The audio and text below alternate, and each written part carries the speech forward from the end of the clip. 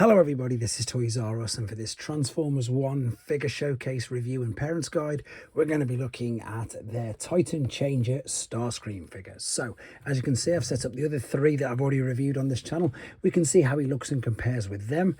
I'm going to show you all the things that you need to be aware of, and I'll bring in a couple of other figures just to give you an idea of his size. So, before we get started, I need to remind anybody who's not subscribed to the channel, if you'd like to hit that subscribe button for me now, please, because it really will help me out.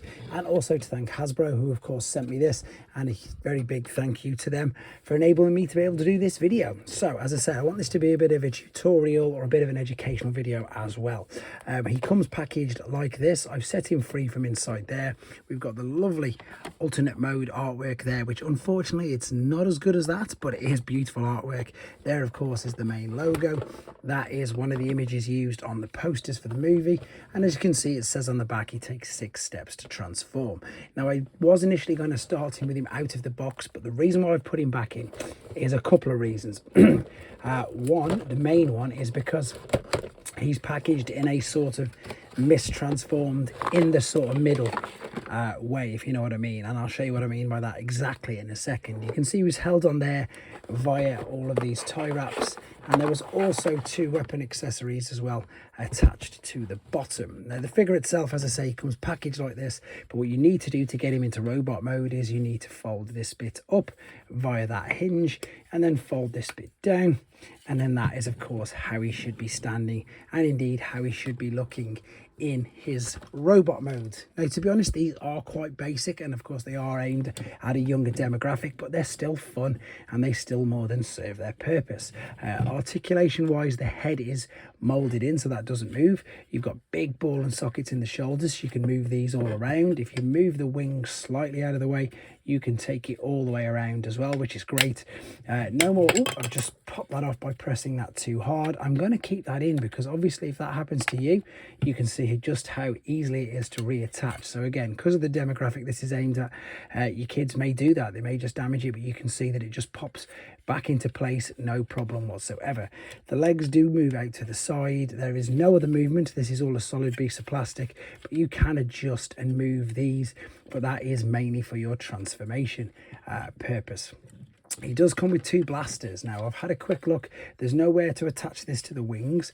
You've got a choice. Funnily enough, you could go pretty much old school G1, which you may or may not know what that means. But basically, in his first incarnation of his figure, he always had his null rays on the side of his arms, pretty much in the top of the shoulders. So you could attach them there, no problem whatsoever, or you could just pop them in his hands. Now the other cool thing about this is because it's a 5mm, oh, I've knocked it out again, because it's a 5mm port like that, basically what that means is it's pretty much industry standard. So any figure, so if you've got any siblings with figures and they've got weapons and accessories, so any figure that has a 5mm port, I've just grabbed this one because it was a hand, which is a Studio Series Megatron. That's got a 5mm port, and you could pop it. Typically this one's probably not got enough room.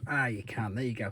But what I'm trying to say is you can use and mismatch, play around with all the different accessories. So again, if you've got other figures, you can use them as well. All right, let me just, in fact, I'll keep him there just to give you an idea of the size. So if you're an adult collector and you've got some Studio Series figures, these are about twice the size of them. These are huge, really, really big. Not Titan as in Titan class scale, but Titan Changers is what they were referred to as. There's a lot of detail on the front, to be fair. You've got the thrusters painted in there, you've got the cockpit painted, but yes, you can see at the back he's very, very hollow.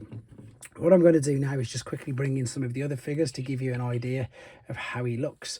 All of these, again, have got their own separate reviews, transformation processes, which I've put this separately as well on here. I am going to take him to his jet mode, but I will, and I have already uploaded a full tutorial, again, just in case you ever need it or in case you ever want to refer to it again. But these are the 4 huge Titan Changers, and they all look really, really good together. And of course, they're pretty much near enough, maybe they could have classed a later, but the main characters from the movie. But Starscream has always been a fan favourite, and that'll be the exact reason why he's in here. So we'll go from this to the main alternate mode, well, to the only alternate mode, and that'll pretty much wrap the video up. So what you're looking to do is you are looking to now fold this back out, open the wings back out, fold this over on this hinge. You've got some tabs there and some cutouts there.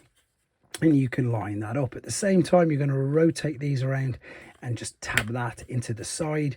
A little bit of pressure maybe, probably because it's a brand new toy, and that's going to sort the back out. What you're then going to do, and this is the only thing that you need to be aware of, is when it's halfway up, you need to then take the nose cone out. If you don't, if you put it all the way up, you won't be able to take the nose cone out because it will it will hit the back of his head. So make sure it's part way out, fold out the nose cone, click that into place, bring that up, and then finally separate the shoulders, a little bit of a pull from there, and there's a cut out there, and there's a tab on the back of his forearm, not his forearm, I suppose it is, yeah, back of his forearm.